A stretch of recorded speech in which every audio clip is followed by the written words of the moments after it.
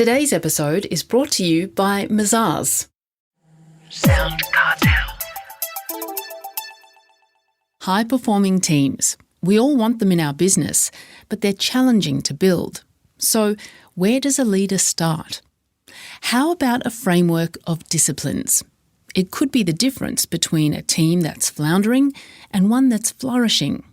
From SoundCartel, I'm Nicole Goodman, and this is Business Essentials Daily.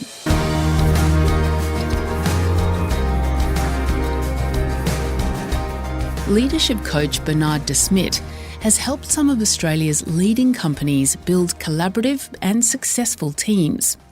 He's also author of Team Better Together, 5 Disciplines of High-Performing Teams.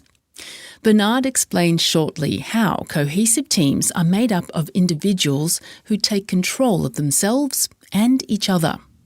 First, he tells Chris Ashmore why a great team culture is important. A culture of teamwork is the most competitive advantage any organisation, irrespective of size, can have. If we think about it, the culture of teamwork is the only thing a competitor can't copy. So this is a significant investment of time and effort and dollar, but it is a culture of teamwork of relevance irrespective of size and nature of business. And that's a perspective I invite all entrepreneurs, owners, CEOs, MDs to hold. Well, if what you say is right, that high-performing teams are so powerful for a business or for an organisation, why then are they so rare? Teams rise and fall on the quality of their working relationships. Relationships precede results. So to get a better result, we first got to shift the relationship. So, there are 3 essential reasons why high-performing teams are rare. The first is the level of trust, which is invariably, in more cases, the single biggest hindrance and obstacle, where team members are not prepared to be vulnerable with one another. They fear being in conflict. More is unspoken than spoken. Fear looking and asking for help or admitting to mistakes. So low levels of trust is the surest indicator for, dysfunctional or floundering teams. Where there's low trust, team members don't feel safe to speak their truth. So engage in what I call cordial hypocrisy, where they say what they feel the other wants to hear.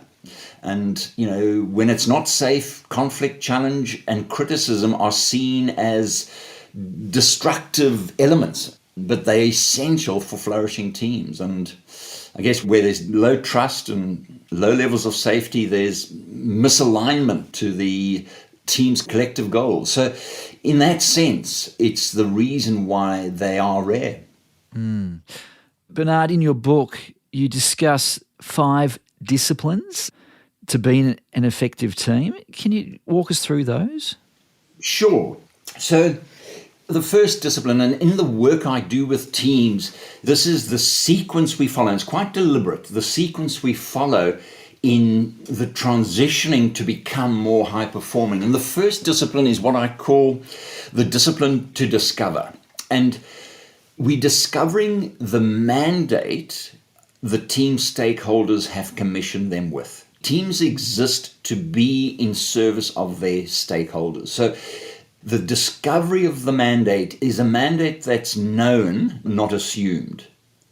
And 3 very simple questions. What do the stakeholders appreciate about the team? What do they find difficult in their relationship with the team? And what are they looking for the team to change? And Chris, I never failed to be amazed how few teams know the mandate. Invariably, it's an assumed one.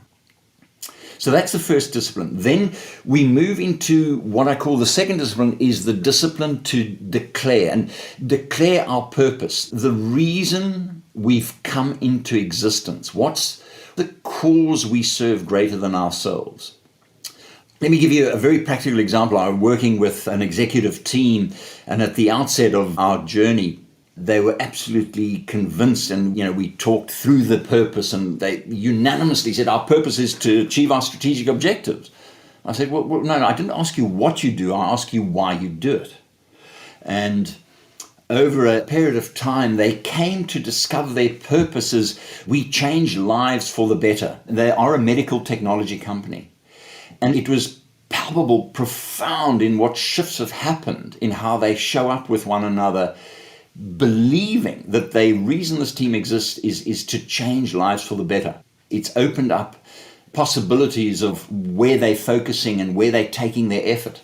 So purpose is essential. It's what unifies a team around a common purpose. The third discipline is the discipline of what I call design, and that's designing our culture, our ways of working. How do we engage and relate when teaming together and apart and with all others? Mazars is an international audit, tax and advisory firm committed to helping clients confidently build and grow their businesses. To find out how Mazars can support your business, visit mazars.com.au. That's mazars.com.au. The fourth discipline is what I call the discipline to deliver, and that's what are those collective performance goals, each individual and the collective hold themselves accountable for, which can only be achieved working interdependently. And here again, I'm often amazed how difficult teams find it to articulate what is it that collectively they're looking and can only accomplish. They can tell me the strategic objectives of the organization. That's not what the collective goals are. And the fifth discipline, which is probably the discipline that correlates most positively to the probability of shifting to have become high performing, and that's the discipline to develop, to learn. And that's the responsibility individuals take for their own and each other's learning, growth, and success, and how we learn from our individual and collective mistakes and successes and grow the collective wisdom.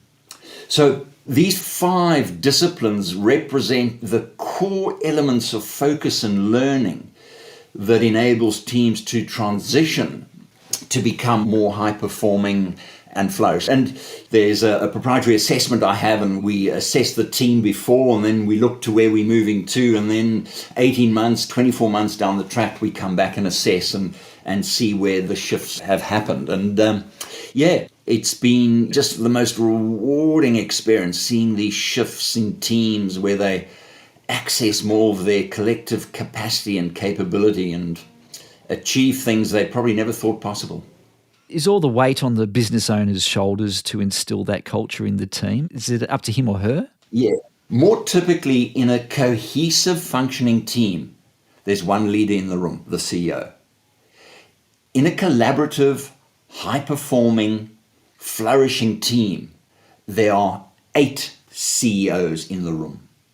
There are 8 leaders in the room. They take collective responsibility. And this is again just a very subtle distinction, because cohesive teams will look to the CEO to set the agenda, look to the CEO to make the decision, look to the CEO to pull the one that needs, addressing. No, cohesive teams, they take responsibility for themselves and each other.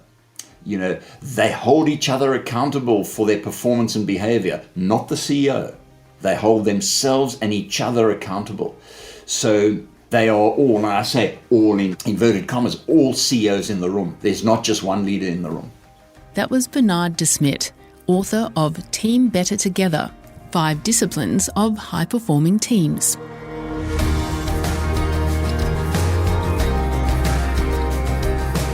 This episode of Business Essentials Daily is produced by the team at SoundCartel. Thanks for listening. I'm Nicole Goodman. We'll bring you more Be Daily tomorrow. Follow @BE Daily Podcast across social media and head to bedaily.com.au for more from the Business Essentials Daily podcast. SoundCartel. This episode was brought to you by Mazars. To find out more, visit mazars.com.au. That's mazars.com.au.